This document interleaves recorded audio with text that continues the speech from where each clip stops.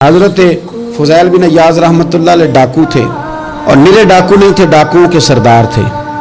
تو ارشاد فرماتے ہیں کہ میرا طریقہ یہ تھا کہ میں ایک پورے قافلے کی صورت میں حملہ کرتا تھا تو لوگ ڈرا کرتے تھے اگر کہ فضیل بن عیاض کے ڈاکوؤں نے حملہ کیا تو پھر نہیں بچتے۔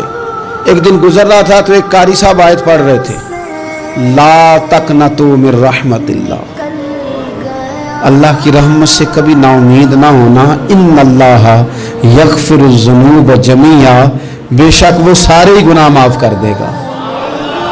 آپ فرماتے ہیں میرے دل میں بات اثر کر گئی، ماننا ہے نا۔ اس نے نہیں ماننا، اس نے 6666 آیتوں کا ترجمہ پڑھ کے بھی توجہ نہیں کرنی۔ آپ ارادہ کریں نا، آپ اپنی دل کی زمین کو زرخیز بنائیں۔ فرماتے ہیں میں فوراً وہ آیت سنی تو میں رویا اور میں وہ حافظ صاحب کے پاس چلا گیا، ان سے اجازت لی، ان کے کمرے میں داخل ہوا۔ میں نے کہا آپ نے بھی آیت پڑھی ہے کہ اللہ سارے گناہ معاف کر دے گا؟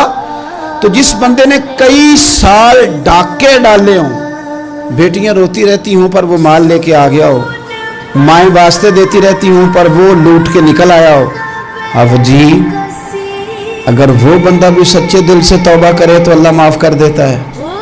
تو آفو جی کہنے لگے میں کون ہوتا ہوں تمہیں کوئی تفسیر بتانے والا، میں نے تو قرآن کی آیت پڑھی ہے، میرا رب کہتا ہے لا تقنطوا من رحمت اللہ، تم نے مایوس نہیں ہونا، تم آ جانا، معافی مانگ لینا، ان اللہ یغفر الذنوب جمیعا، اللہ سارے گناہ معاف فرما دے گا، اللہ سارے گناہ۔ تو یہ تو اللہ فرما رہا ہے۔ فضیل بن عیاض کہتے ہیں میں نے کہا ختم ہو گئی بات، توبہ بھائی۔ واپس آیا تو وہ میرے ساتھ جو تھے نا ان سے میں نے کہا سردار نیا تلاش کر لو بھائی۔ اب ارادے بدل گئے، پروگرام کچھ اور ہو گیا، اب تو لوگ ہمیں تانے دیں گے، اب تو لوگ باتیں کریں گے کہ اوتھے کی لین جانا ہے۔ فضیل بن عیاض کہنے لگے بس بھائی توبہ کرنی، اب تم کوئی اور سردار تلاش کر لو۔ اور اوپر سے نہیں کہا، توبہ کی تقریریں نہیں کی، دوسروں کو میسج نہیں بھیجے اور لیکچر نہیں جھاڑے، رو کے کہا، درد سے کہا، دل سے کہا۔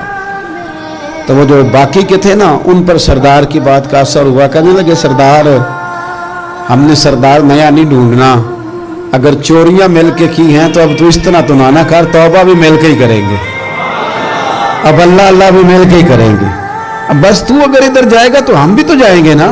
اللہ اکبر۔ فضیل بن عیاض کہتے ہیں ظاہر ہے مال لوٹا کرتے تھے، میں نے مسئلہ پوچھا علماء سے تو انہوں نے بتایا کہ یہ تو حقوق العباد کا مسئلہ ہے، جو لوٹا وہ تو واپس کرنا ہی پڑے گا۔